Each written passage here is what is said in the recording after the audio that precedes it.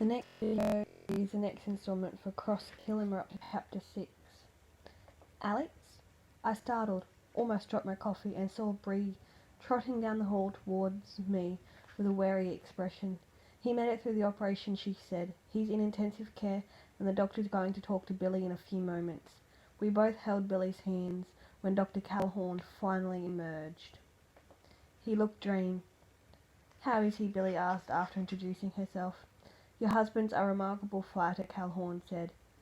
He died once on the table, but rallied. Besides the trauma of the bullet, there were bone and bullet fragments we had to deal with. 3/4 of an inch left, and one of those fragments would have caught a major artery and would be having a different conversation. So he's going to live? Billy asked. I can't promise you that, Calhoun said. The next 48 to 72 hours will be the most critical time for him. He sustained a massive head injury, severe trauma to his upper left temporal lobe. For now, we're keeping him in a medically induced coma, and we will keep him that way until we see a significant drop in brain swelling.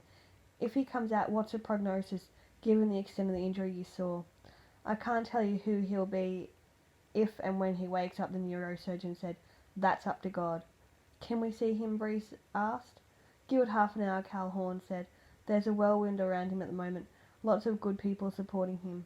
Thank you, Doctor, Billy said, trying not to cry again, for saving him. It was an honour, Calhoun said, patted her on the arm and smiled at Bree and me before returning to the ICU. Damage to his upper left temporal lobe, Billy said. He's alive, I said. Let's keep focused on that. Anything else we'll deal with down the road. Bree held her hand and said, Alex is right. We've prayed him through surgery, and now we'll pray he wakes up. But Billy still appeared uncertain 40 minutes later when we donned surgical masks, gloves and smocks and entered the room where Samson lay. You could barely see the slits of his eyes for the swelling. His head was wrapped in a turban of gauze, and there were so many tubes going into him, and so many monitors and devices beeping and clicking around him, that from the waist up he looked more machine than man. Oh, Jesus, John, Billy said when she got to his side. What have they done to you? Bree rubbed Billy's back as tears racked her again. I stayed only a few minutes until I couldn't take seeing Samson like that anymore. I'll be back, I told them, tonight before I go home to sleep. Where are you going? Bree asked. To hunt Sonergy, I said. It's what John would want.